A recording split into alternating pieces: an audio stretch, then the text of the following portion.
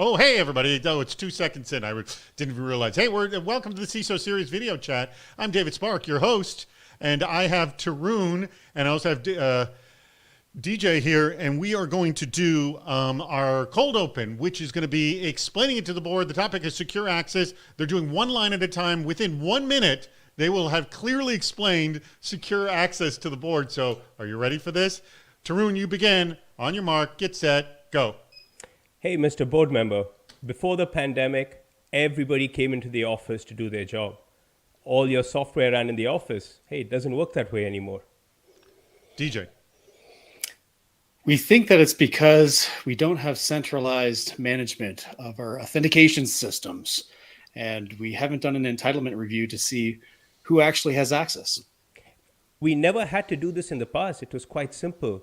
You come to the office. If you can get into the office, we gave you access to everything, and it worked just fine. But then our developers logged in with a password of password and decided that they were going to change the routing tables and our DNS servers. And now none of our remote offices can connect anymore. And then our infrastructure guys moved everything to AWS. They put everything in the cloud, and you can't access anything from the office anymore. Yep, and then we forgot to pay our AWS bill, and all of a sudden, everything was deleted after 150 days. So we're in a deep trouble. We need to rethink how this whole thing works. Excellent job, both of you. Let's start this. Welcome to the CISO everybody. Series video the chat. CISO Today's Series topic video chat is ready to begin. Talking over the host. Welcome to the CISO Series video chat. My name is David Spark, and today's topic is hacking secure access. We just got a great 1 minute summary of what that is. It's an hour of critical thinking about how to easily and safely connect services and apps. All right.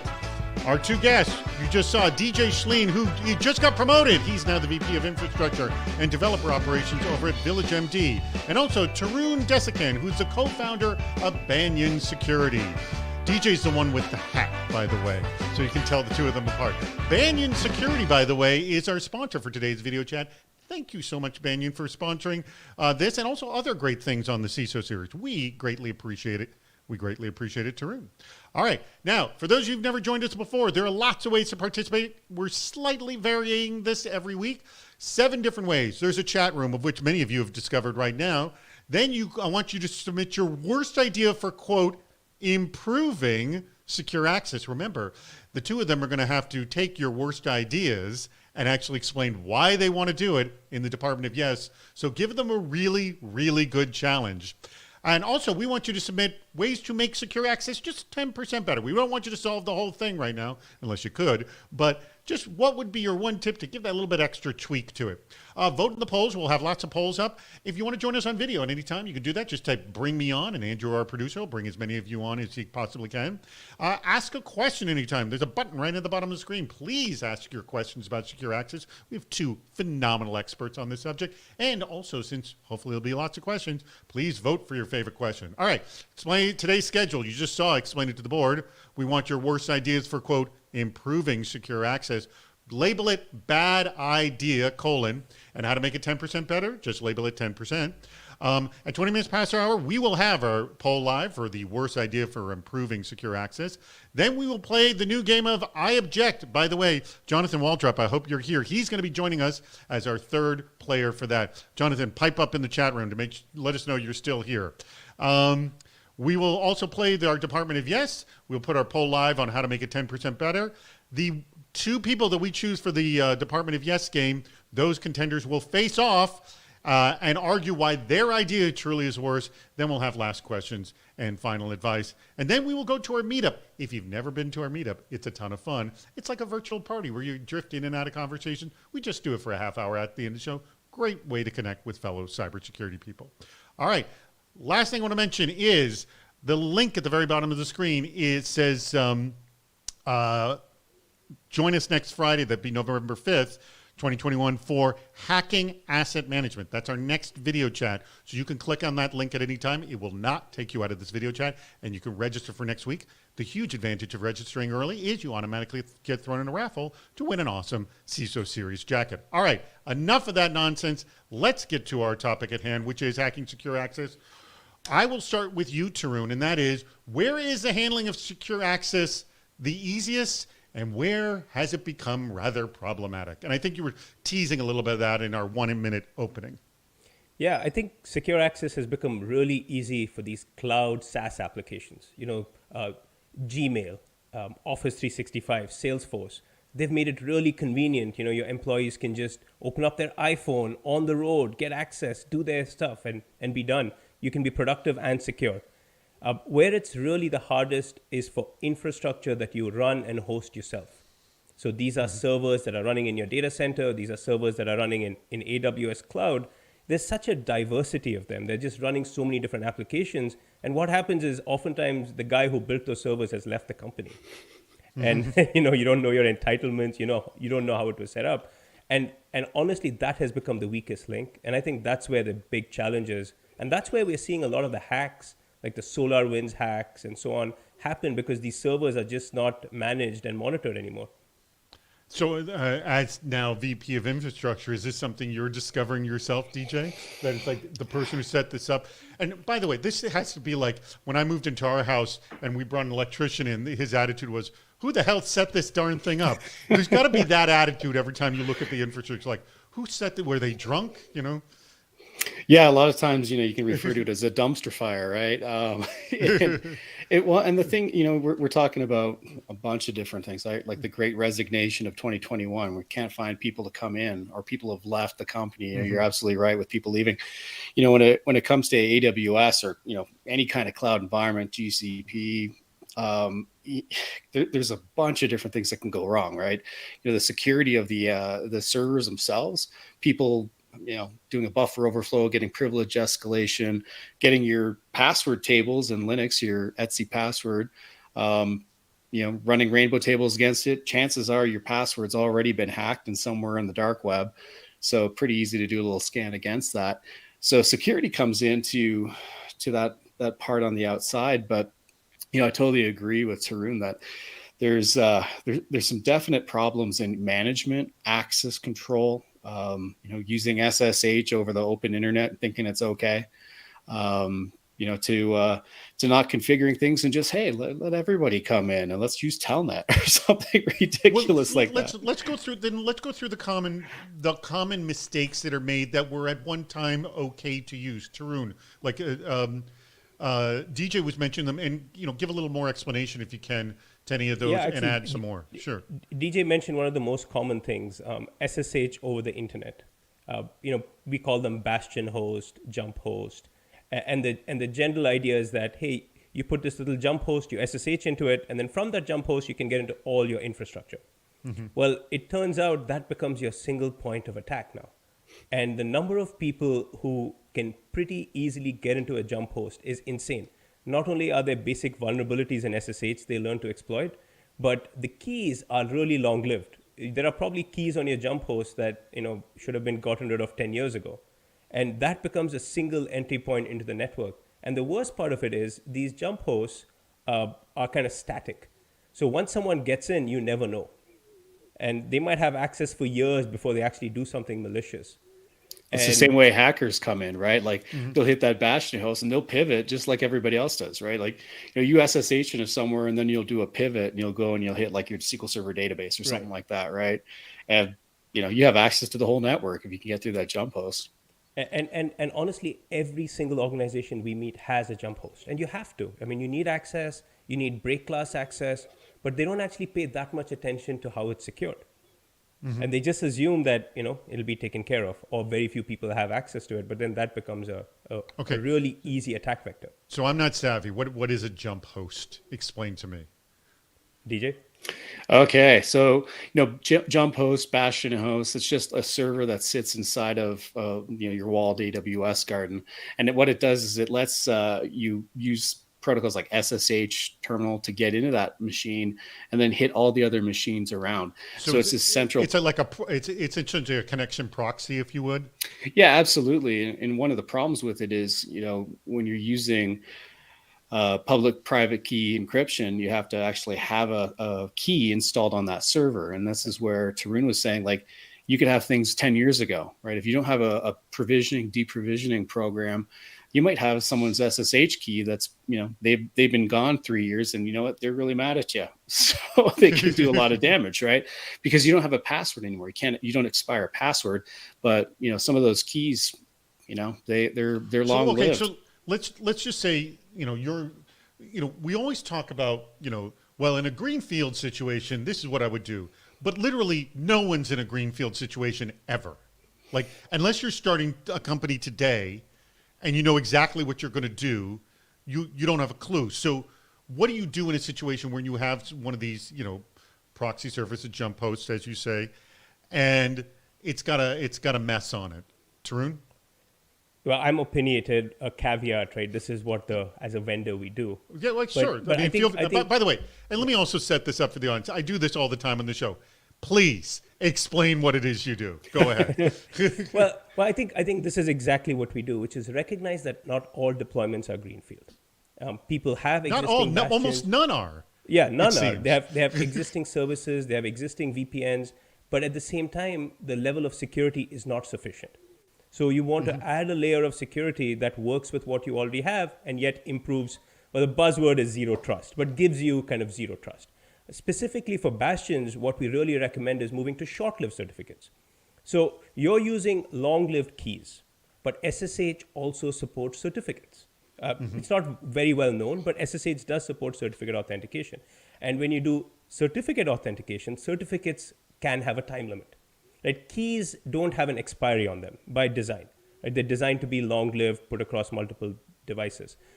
Certificates do have an expiry, and you can control the expiry. So that's what Banyan does. Banyan actually issues you short-lived certificates, issues you as the user. We have a Banyan app. It issues you a short-lived certificate, and you use this short-lived certificate to get access to your Bastion host.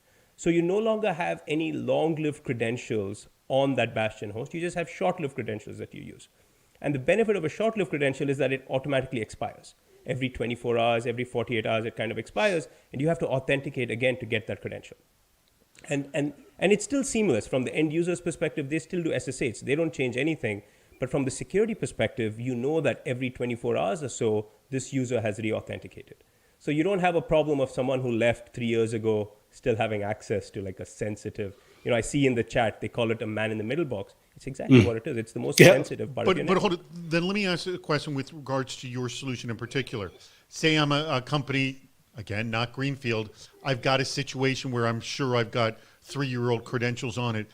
Is implementing a Banyan security solution, is it literally wiping out all historical credentials to create a whole new series of temporary ones? Is that what it's doing? Well, no. So this is why we really targeted brownfield. So we actually have 2 types of short-lived certificates. One is an SSH short-lived certificate, and one is a TLS short-lived certificate. So when you layer us on, you get the TLS short-lived certificates on day 1. And so you can still use your old SSH keys. And then the next more advanced step is to use our short-lived SSH certificates as well. So regardless of whether you're brownfield or not, you always get the short-lived certificates. And then you can always choose to move entirely to short-lived certificates instead of your traditional keys or passwords. All right. DJ, were you about to jump in on this? No, the SSH certificate authentication, again, you're right on the money, Tarun. It's like not well known, but it's the best way of doing things. Yeah. And then there's other ways, like, I've seen people VPN, and I'll go back to a little analogy I have is like, you start off with a startup and they're an infant, right? Newborn baby, just do whatever you can to make sure they're happy. Then they turn into infants and then toddlers, and then they're teenagers, and then they get into their angry teenage years when they have no frontal lobe and they still can't make some good decisions. And usually that's when you parachute in and try to help out. But at that time, that's where you get these things where you're like, okay, there has to be a better, more secure way of doing things. And at that time, you either have the SSH Bastion host or you have people using VPN, and that's a choke point. So you have performance issues, the scalability issues around that, and then there's some things that you could do just with like AWS SDK, right? You can use AppStream or things like this and go through the Amazon API instead of actually connecting over the public internet. To get to these services. So, but right on the money with the certificates and the better ways of doing things, right? Like we have the technology. It's 2021. All right, we have our first question in. By the way, please get more questions in. I do want to remind people to click the button at the bottom of the screen to register for next week's video chat if you haven't already. Alan Wesley asked this question: how much of a factor is configuration drift specifically in the cloud? Who wants to jump on this one? DJ, you want to take this one first?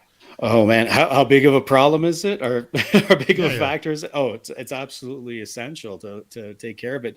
So explain to me what configuration drift is and what is happening. Because, by the way, we've heard of tons of breaches happening because of poor cloud configurations. Can you give us the dynamic of what's happening here? Oh my gosh, like let's say we have, we start using infrastructure as code, for example, right? A lot of times configuration drift is just not configuration at all. So, the solution in infrastructure configuration is code and then applying it.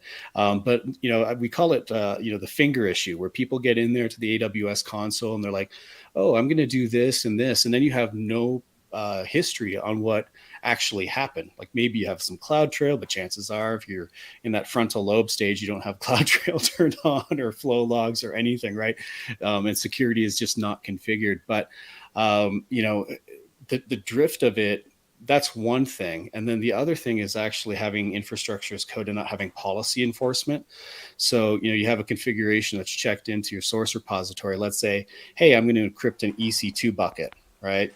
Well, not checking and somebody takes that out, and you're reviewing a big pull request, then all of a sudden you have a security issue on your hands. So that drift is definitely important. And what we do is we throw policy checkers on it that says, hey, if you're going to do this in configuration, you have to apply these security policies to it. And we turn off access for those people who get in there and just do magic. Because again, magic it's like a spider web that's going to just house a card, collapse, right?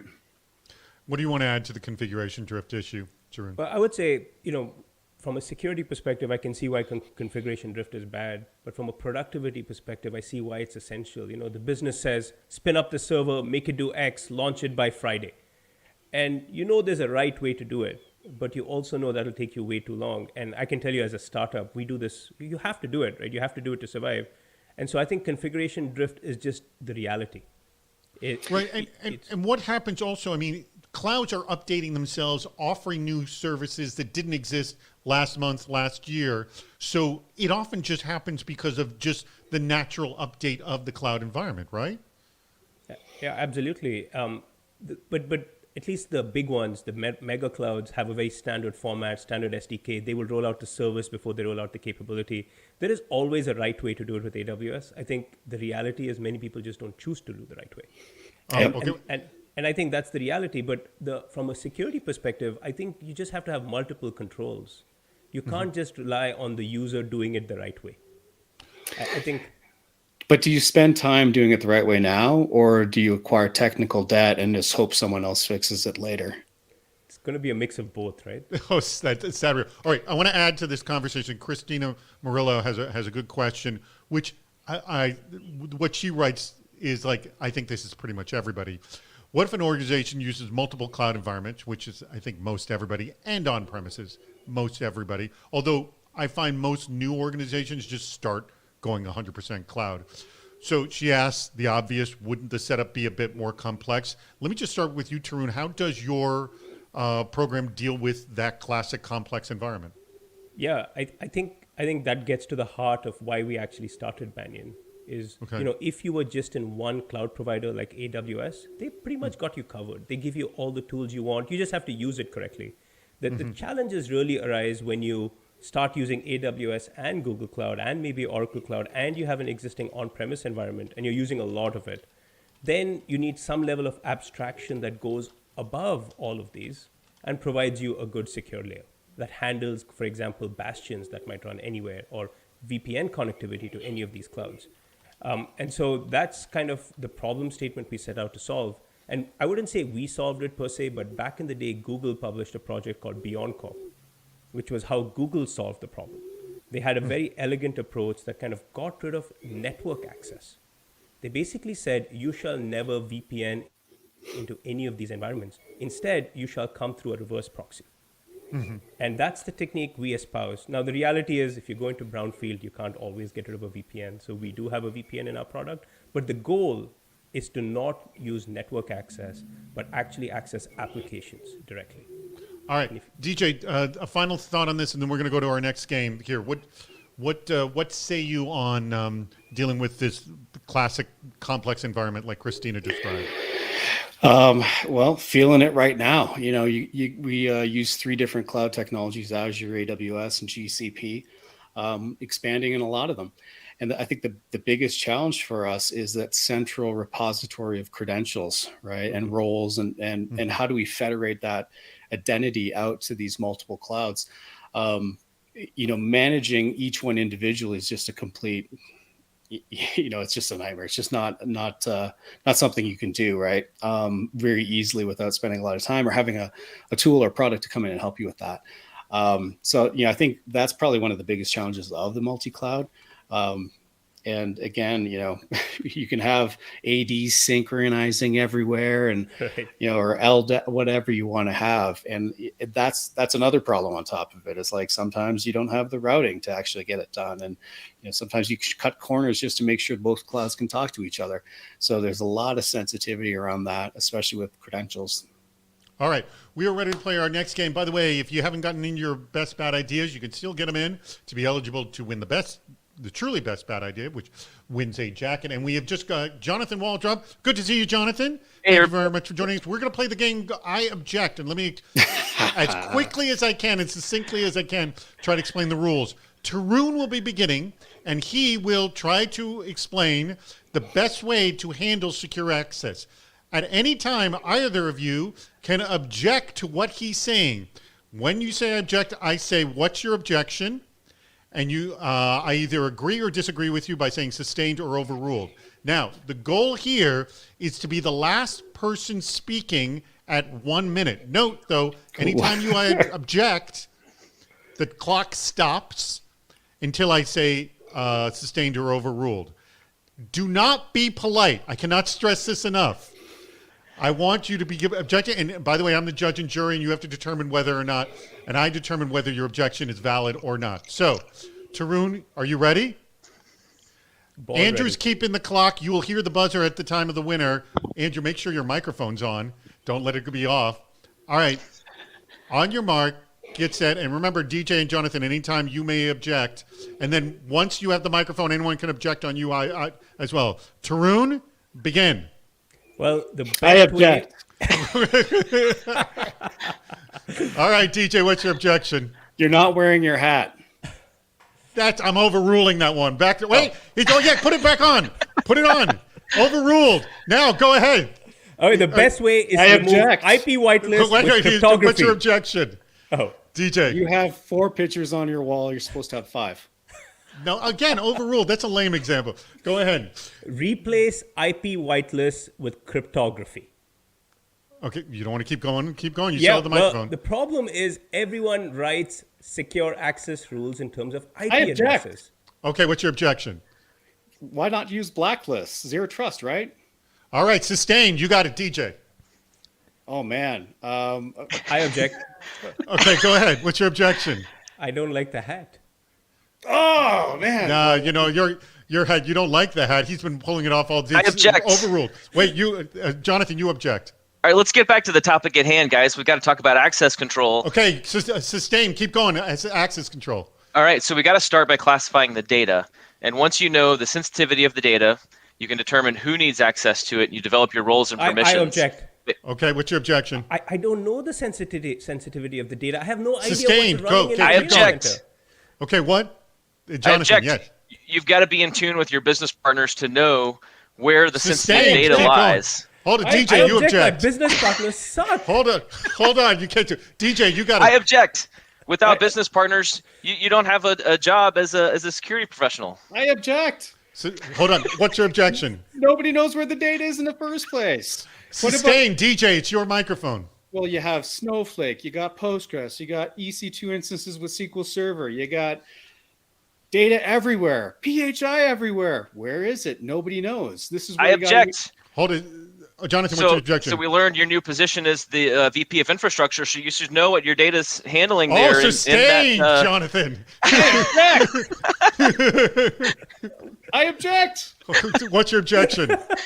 We're in the frontal lobe stage where we're inheriting. I object. You can buy tools to do this. Okay. I object. You got to start. Yeah, so what's your objection? You can discover your environments. There are ways to discover your environments and figure out where your data is and what is sensitive. I object. What's your objection?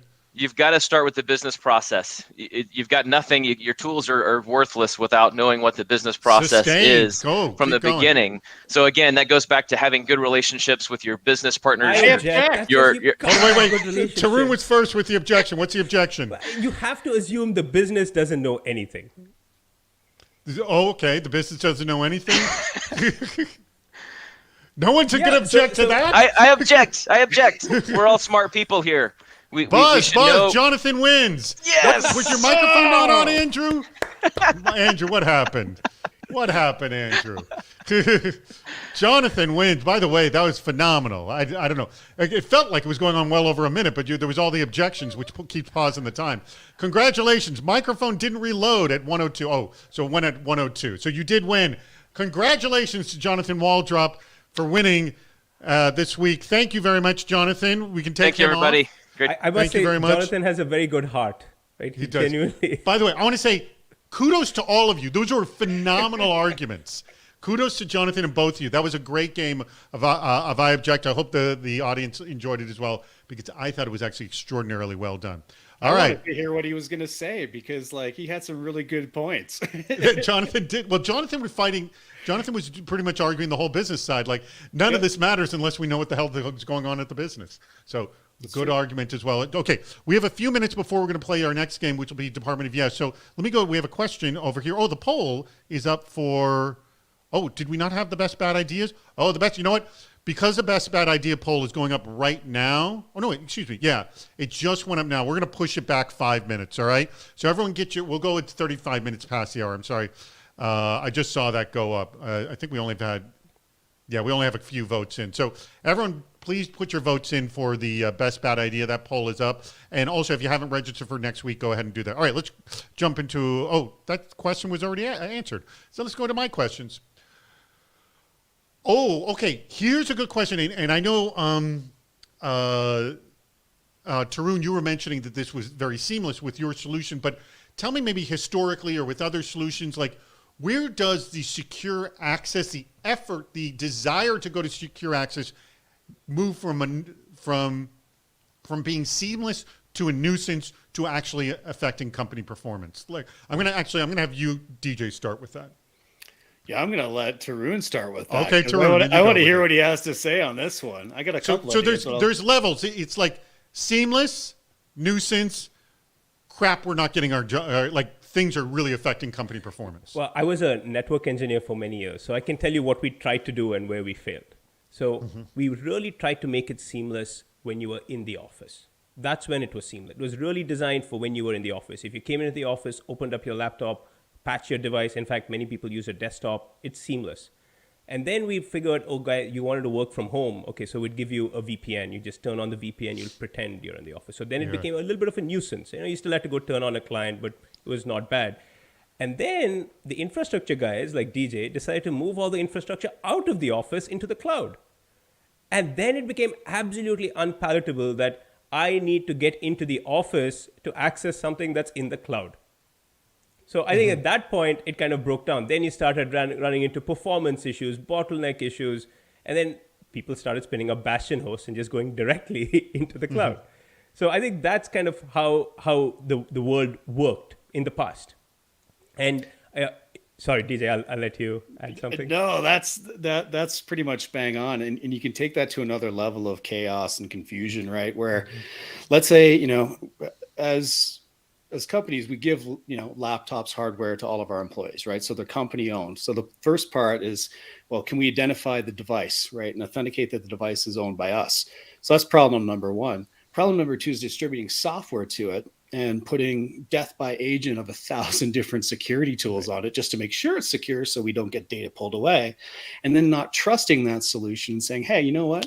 we're going to spark up AWS workspaces for everybody, just so that, we can contain everything in the cloud, because now we're in the cloud, we can do that there.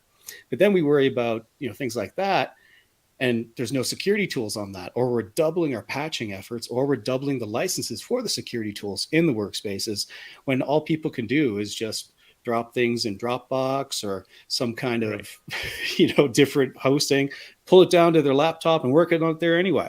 So, this is where too much security, I think, becomes a problem. People don't understand what information they're trying to protect, and then the authentication and authorization around that. So let me ask you, Tarun, with building your solution, knowing this history, what was the hardest part for you to deal with?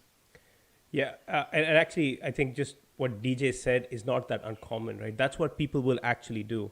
So I think what we had to focus on, and this is hard, right? You're building a security product. What we had to really focus on is on user productivity. Because I think one of the realizations we had was what every organization had was a hammer. And the hammer was called a full tunnel, always on VPN. That's the hammer. On every managed device, put a full tunnel, always on VPN, so you see all the traffic. And people just hated it, and they found ways to work around it. Like they would do this trick, put it into Dropbox, download it onto their personal device, manage the data on their personal device. And so what we had to really rethink was, if we were to redo this system and actually give secure access, can we do it without a hammer?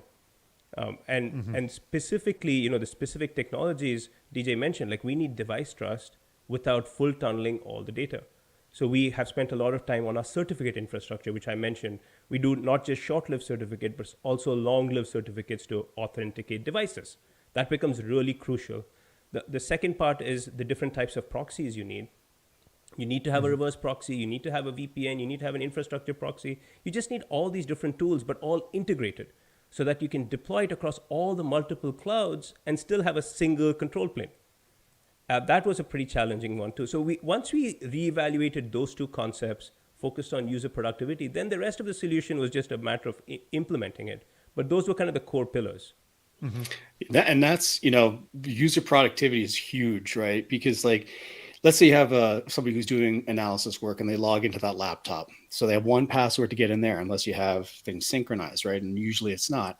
Then you have another password, another multi-factor to log into AWS workspaces, with another second factor to log into the systems that you're logging into in that. And chances are people are going to say, you know what? I don't remember 3 passwords. I'm going to make them all the same. And then we just defeat the whole purpose of. And I'm going to put it on a Post-it and stick it on my laptop. Yep. Which, by the way, okay, everyone slams that, but think about your attack vector there. It's not that many people. So let's say you had 3 different passwords and you wrote those 3 passwords on one Post-it note.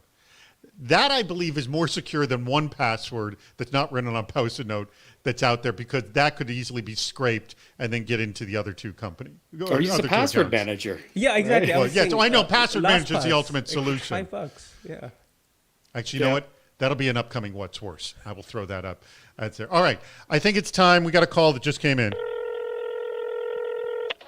Hello. Welcome to the Department of Yes, where no request is ever rejected. All right. We have one bad idea that is extremely highly voted up. So we're going to start with that one. And then I'll pick what the second one's going to be. We'll see what that is in just a second. So remember, this is Department of Yes. And no matter how bad this idea is, you have to say yes to it. You cannot be facetious. You have to argue why you want to actually do this and what is the net benefit of doing it. Okay, here it is. And by the way, speak up if this is yours, because we're going to need you to come back on in about a little over 10 minutes to argue why yours is truly the worst. All right, DJ, ban remote access. Just flat out ban it and make everyone come into the office again. And they added, it'll surely make you a popular target for hiring. So why do you want to do this? Well, I think it's a great idea because, COVID is essentially over. So having people come into the office, we're going to increase collaboration. I think that's a great idea. We have water cooler talk. Yep. So increase collaboration. That is a good net benefit of it. All right. Tarun, I will say the net negative of this, there won't be much need for your product at this point. Well, I would say there's another benefit, which is you can repatriate all your cloud workloads into your data center and save a lot of costs. Good point. Very, very, very good point. No need for the cloud at that point. All right. I like it. All right. Now let's go for the second one. Debating on which one.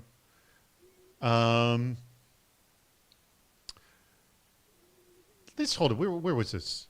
All right. So please, who said that one? Andrew, who was it? Was it Ian?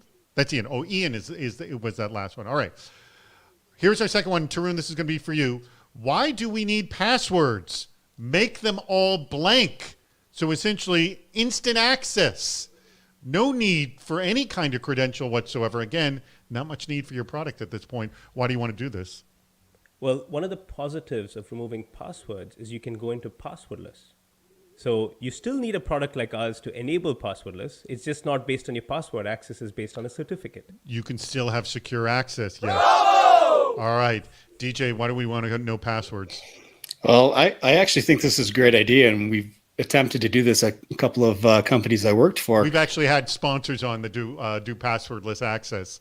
Yeah, we have tools that have 600 or so levels of biometric and telemetry, how you hold your device, where you are, geofencing. Once you get set up and you have your biometrics in place, you don't need a password at all. By the way, gentlemen, you did a very good job. All right, we know Ian did the first one. Who did the second one? Who's Jason Dance? All right. So Ian and Jason, let's get you on in about 9 minutes. We'll have you back on. And let's go. Let me ask you another question here. I want to talk about developers. Both of you work in this environment because do a lot of work with DevOps. DJ, I'm going to start with you on. There is the generic access we talk about with people, but there is also the access to infrastructure, which is your bailiwick now. And so how does secure access change when developers need access to applications and infrastructure? How is that explain how that's a different ballpark than your average knowledge worker at the company? They could do a lot more damage if they are, have the wrong credentials or in the wrong roles. But what is the access dynamic happening here that is different than someone just, I mean, as you were saying, Tarun, just getting any kind of SaaS application, which seems to be rather simple. A lot of times these folks actually have access to the systems that have the credentials and have the information in there. These so folks, they're getting the underlying framework. Exactly. And they have access. They have the keys to the kingdom, right? So, or they'll give each other the keys to the kingdom without telling anybody, or they'll set it up however they want, right? So they won't follow best practices or standards like using certificates. And a lot of times you don't even know about it. There's a lot of shadow IT that goes around, and getting a hold of that, I think, is a problem. But, even access such as things that you can do in AWS. A lot of times, people just say, hey, you can do everything. So everybody's an administrator.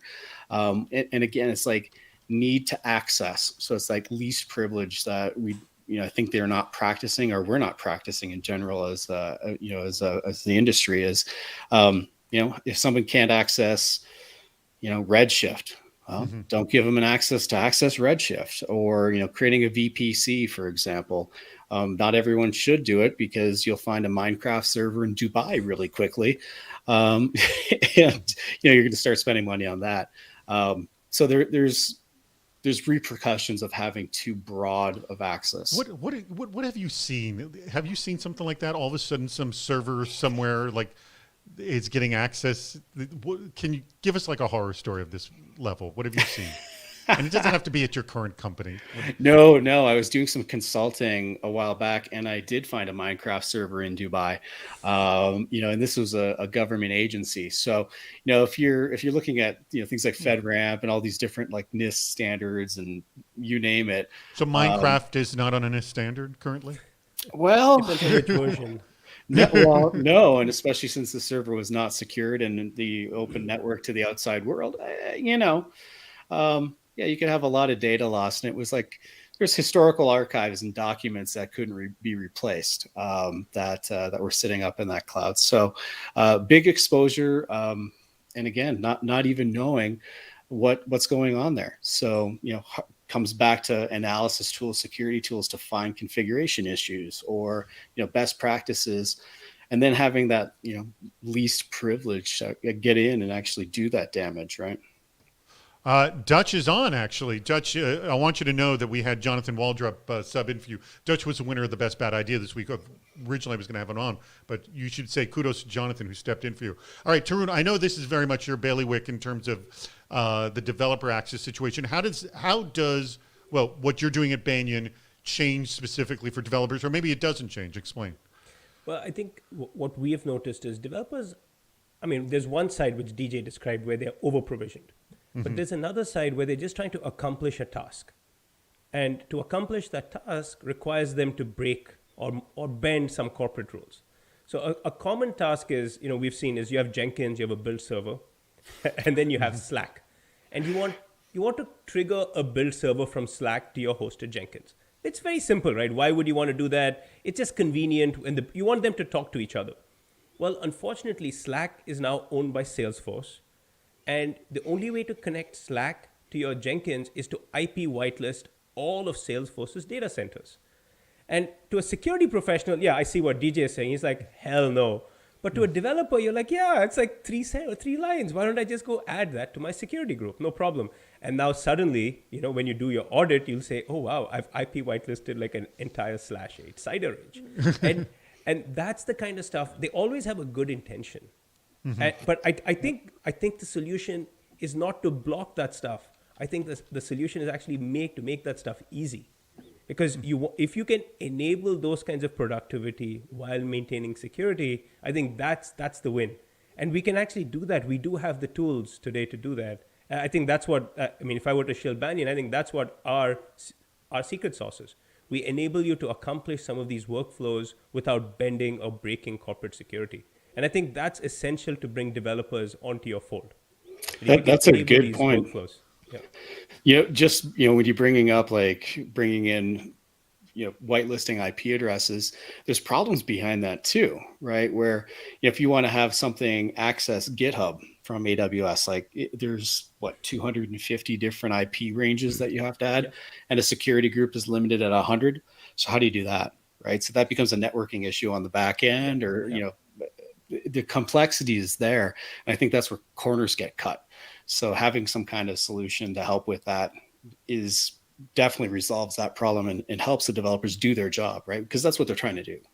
And keep it secure, right? You want to keep it secure while giving them the permission. So you can monitor the access. You can cut the access off when you need to. You can give access to just one API or just one service. And that's for a limited time. Yeah. Well, but so let me ask you, Tarun, then how does this happen in a more, I guess, either automatic way or where I'm not micromanaging it nonstop? Because I don't want to be, if I'm handling this through using your tool, I don't want to be micromanaging it. Like, how does one do that? Right. So like any good enterprise caliber tool, you have role-based access control in your command center. So you can basically say these developers are service authors. They can create new services. These developers are policy authors. They can create their own policies. And you're a global administrator. You can do anything. So, we have different tools there. So you can essentially let the developers self-serve. Because the last thing the developers want to do is actually come and talk to you. No offense, DJ. They don't want to come and bother you either. They just want to do it themselves. Yeah. Well, and that's where role escalation helps too, right? Where you can assume a role to do something for a limited period of time, and then your escalated permissions get degraded. Excuse my ignorance, Tarun, does your product fall under the PAM category as privileged access management, or no? Well, I think what has happened is historically, these were all separate categories. There was a VPN that you would buy to do network access. There was a PAM that you would buy, and then you would sometimes buy what's called a WAM, a web access management layer. You would buy 3 different ones. Well, the world has changed. Identity providers provide a lot of WAM capabilities, and a tool like Banyan, what we call Zero Trust, has to provide all 3. You have to replace a VPN, you have to be better than a PAM, and you have to provide this kind of web access layer as well. So we provide capabilities in all 3 buckets. All right, we're going to bring on both Ian and Jason. Hopefully, Jason is still there. We're trying to find Jason, or if he's disappeared on us, because we want to play our our battle it out game if they can join. But while we're waiting for them, I want to remind people Andrew, put the 10% poll up if you haven't done that yet. Go throw that. He said he was going to another device. All right, we're going to wait a few minutes on that. All right. Okay, performance, I'm going to assume, is a classic issue when you're dealing with secure access, DJ. How much does this become an issue? And we can talk about this from nuisance to making business difficult.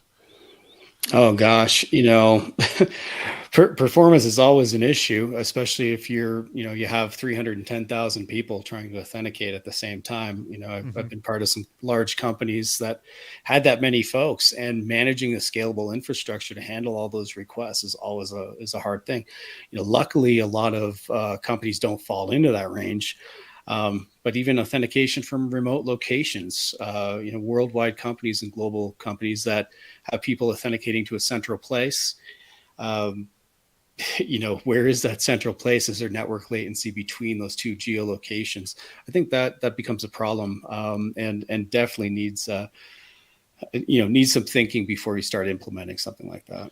So our 10% better poll is up, and one person I know said, and by the way, you have heard this, and I have heard this many, many times, and this is not just to make things 10% better, but making it 80% better is the use of MFA, which we say again and again and again. Why is MFA so damn difficult to deploy, DJ? Oh man. Well, that becomes a nuisance as well, right? Yeah. Especially if you're using something like, if you have a password manager, you can have MFA right in there. Having people scanning the codes or what have you. I don't necessarily think it's difficult. I just think that some people either overthink it or deploy too many factors, right? Like MFA is on our laptops. We just hit a button. It's on our iPhones. We can hit a button. And it's just part of everything we do. So I think having a system deployed that's not disruptive, I think, is the main thing around it, right? You don't want to, again, disrupt people's workflow or having them look for something. The other issue is, what if you lose your MFA keys and, you're locked out? Then there's this whole support, methodology or support system that needs to be in place with your help desk and tier 1 support. So there's a lot more to just, thinking about deploying a factor. It's also, what do you do if nobody can access that factor anymore? Okay. Thankfully, with fingerprints, you're not going to lose that. But but when you start looking at phone systems and one login or whatever it can be, there might be some issues there. This is a good interesting 10% tip here. And by the way, speak up if you said the MFA thing. That's, again, I think we all would say that as well. But I find this one interesting too. Use Geo IP Bands, so essentially location bands, on your network perimeter to block locations in countries if you know your staff is not working from there. This person says, I've seen an 80% reduction in IPS events on the firewall doing this. Tarun, would you agree? Is this like a 10% better technique? Yeah, I would not disagree, but I would also just say that, if you have a hammer, everything looks like a nail. Yeah. And I promise you there are better ways to solve this than to IP whitelist every country. As a network guy, what about IPv6? I'm like, you're going to start putting IPv6 whitelist once that becomes prevalent. Maybe it'll never get prevalent. I don't know. Well, what if you know, like I right now know all my employees work in the United States and now actually Mexico as well. So what if I just whitelisted those two and then nothing else at this point? You're shaking your head, DJ. Easy why? To spoof an IP address. I mean, and that's why? The Russian hackers are not script kiddies. They have a US IP address. I mean, come on. It's Russia. Pointless. Yeah. So it's just pointless. Well, you will drop the script kiddies. The script kiddies will not attack you, but the real people are not. They're very sophisticated. The IP blocking does not really. I mean, maybe it'll reduce your alerts, but it doesn't act. It's a false sense of security, I would say. I don't know, DJ. What do you think? There's probably a Russian data center in Iowa. You never know, right? Like they can exactly. Just tunnel in and get out that way. I think there's a few reasons why you'd want a geo fence. I think there's some solutions like, Absolute, for example. We can draw a line around, or even Meta, whatever it is, but you can draw a line around the United States and say anything out of here, you can't access it, right? You can draw lines around other countries too.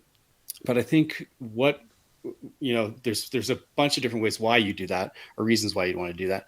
One is because you don't want PHI leaving the country, right? Or PII for that matter. And as soon as you're in somewhere like, the EU, are you under GDPR at that time? So there's reasons why you'd want to protect it. And especially, with mobility, people can just take their laptop on a plane and go crazy. But the other problem about it is you can geofence a certain location, but if you draw the border too tight, you're going to miss out on the islands. Like, I'm just going to draw around Florida, and then Key West is completely dark, right? You might have people who are there. If you geofence, you need to get your devices lat long constantly, which means now you're tracking your employees wherever they go, which takes you down a different minefield, which is, do you want to be that company that wants to know what Netflix movie I'm surfing?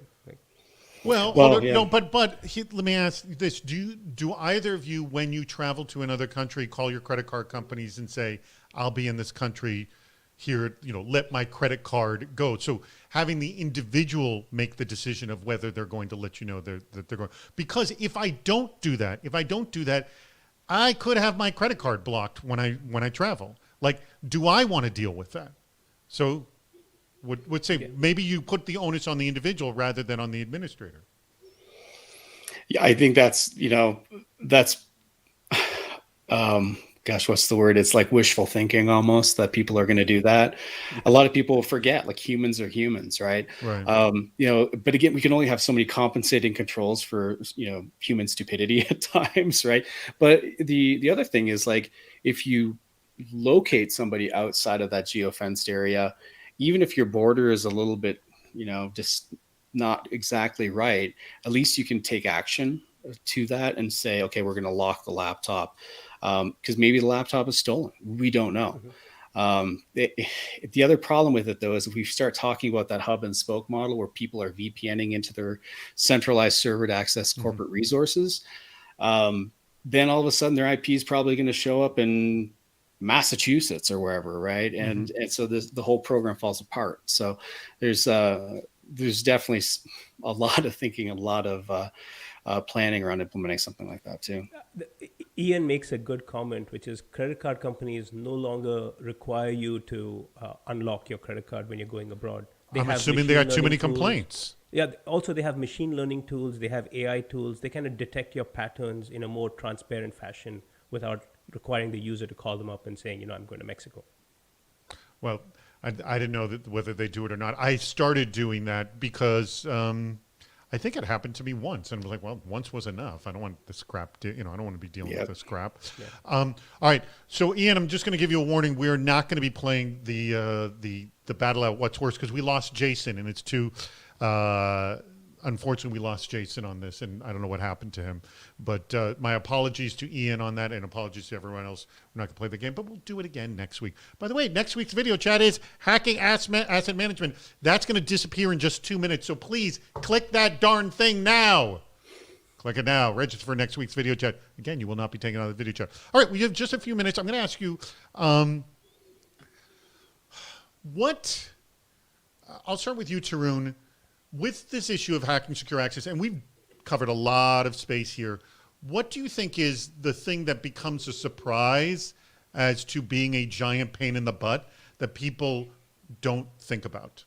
Or, people like actually DJ, who I'm sure I feel like DJ already this. stole my thunder about halfway into the call, where it's all right. What happens is people are really designed to secure their networks. That's where they spend a lot of time thinking. But in the last 2 years, no one's going into the office. You're not using the network that was protected. Instead, you're really relying on your device. And I think what a lot of security teams don't realize is how important it is to authenticate that device. And there are not enough tools out there that make it easy. I mean, I'm not saying you can't do it, but there are not enough tools that make it easy to add device trust into your access decisions. And as simple as a developer needs to access AWS, you can only do it from a company-issued laptop. And that should be a policy, and it's not easy to write those. And DJ, how easy or difficult is it to layer device trust, or does one device trust solution, is that enough? It depends. right? Because there's, I think we missed a whole different topic on this, as well as our customers authenticating to the products that we put out to get into our systems, right? And we look at that, like, we create a mobile app, the mobile app goes out. How do we authenticate that the mobile app is actually authentic and is allowed to authenticate? So with certificate pinning or that kind of thing. So there's a whole other thing that we haven't even covered in this conversation. But I don't think there's a silver bullet to it. I think there may be different solutions that you bring into your organization depending on the user or the use case of what you're trying to do. Maybe different one for technology versus the business. Because maybe they're accessing different resources. There's a higher level of security, and I think this comes back to, like, when we were talking earlier about the business, like, what are the business needs? And I think we have to choose the technology solutions to enable that and to make sure that we are secure, and it's still keeping the business alive and the expectations of the stakeholders and the board. All right, I'm going to wrap this conversation up. We have just about 4 or 5 minutes left. I just want to remind everybody, the link has already changed, but next week we are doing hacking asset management. That's on November 5th, an hour of critical thinking about figuring out what you have at all times. I want the two of you, DJ and Tarun, to be thinking about your closing comments, what you want to leave everyone with, your final advice.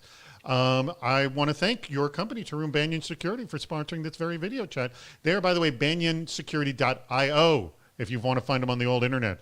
I will drop the link in there myself. Hey, guess what? In 90 minutes, or actually technically 95 minutes, we are going to be doing the Cybersecurity Headlines Week in Review. This is now fully on LinkedIn. We used to do it here on Crowdcast, but we're having issues. So it's fully on LinkedIn. And our guest today is Jason Fruget, who's the CISO of Rent Center. So please join us on LinkedIn. You can find us on the CISO Series channel. That's where it will be live over on CISO Series. And stick around for our meetup. There is a link right there at the bottom of the screen. You can click on that now. And when this wraps up in just a couple of minutes, join in. It's a ton of fun. If you've never done it before, please join us. And by the way, if you're afraid to do it before, still join us, because I don't bite that much. Not that much. Tell your friends to join us. We do this every Friday at 10 a.m. Pacific, 1 p.m. Eastern. We will not be doing it the Friday after Thanksgiving, but we got it scheduled for all the Fridays of this year except the last 2 weeks of this year. Hey, would you like to sponsor a video chat? Just email me at david@cisoseries.com. We can get you in 2022. 2021, we're sold out for now. All right. Let's get final thoughts. I'll start with you, Tarun. And by the way, both of you tell me if you're hiring too, because I always like to know that information. Tarun, any final thoughts and final pitch for Banyan Security and how to connect with you, yada, yada. Anything else you'd like to add? Yeah, absolutely. I think, the buzzword zero trust has been associated with secure access, but I would just encourage people to look beyond the buzzword, right? I agree, it's very marketing, it's very buzzy, but there is there. And also that it is not an instantaneous click button. You're not going to get zero trust on day one by snapping a finger. Instead, it's a journey. And if you like all security, for that matter. Exactly. It's just like the rest of security. There's no magic bullet. It takes a certain set of time and certain set of principles. But I would also encourage people to embark on that journey. You plant a tree. The best time to plant a tree was 20 years ago. Second best time is today. So I would encourage people to think about... So you're saying pay you for the last 20 years of Banyan Security and start today. Is that what you're saying? But get started today. I think it's worth it to get started today. And even though it's a buzzword, get started. And there are tools that will help you along. And Banyan is definitely one of them. And how to get in contact with you in particular? Yeah, I'm Tarun at banyansecurity.io, TARUN. We are hiring. We're growing our engineering team, our sales team, our field team, and our security team, actually. So we'd love to hear from people who are interested in this space. All right, I'm adding your email in right here. DJ, you have 1 minute. Please give me a wrap up. Any thoughts? And are you hiring, by the way? Oh my gosh. So the thoughts, the final closing thoughts, make sure you do entitlement reviews. No matter how big of a company you are, look at who has access to what, and make sure that you're removing the people who aren't there anymore. That's like the simplest thing to do. And then look into permissions, what people can do. So least privilege, I guess, when you look at that. I am definitely hiring. Oh my God, am I ever hiring? I'm hiring 3 DevOps, senior DevOps engineers. I'm hiring a network senior engineer. I'm hiring 2 SREs, 2 DBAs. And that's because at VillageMD, we are growing like wildfire. So, and that's just my group. Now, that's not counting the other probably 100 posts for physicians and for nurses. Like that's outside of technology. Do we have any physicians or nurses here, by the way? No. Okay. If we do, come on in. But from a technology perspective, we also have our enterprise technology team, our engineering team. We're all hiring. Again, we're rapidly growing. VillageMD.com. Check out the careers page if you're looking for a job or looking for, well, and if it was my team, we have a lot of fun. We got a lot of cool culture going on. And we do everywhere, but I like to sort of bump me. All right, I need to wrap this up. TJ, thank you. I'm sorry, not TJ, DJ. DJ, thank you very much. Tarun, thank you very much. Banyan Security, thank you very much. Everyone, click the link at the bottom of the screen right now and meet us in the meetup to get a chance for all of us to chat and have a good conversation, have fun with it. The way it works, you'll see a bunch of bubbles. Just click on a bubble, join a conversation, 2, 3, 4, 5 people, and also drift in and out of conversations. This is it. Thank you so much for joining us. Join us next week and every Friday. It's a ton of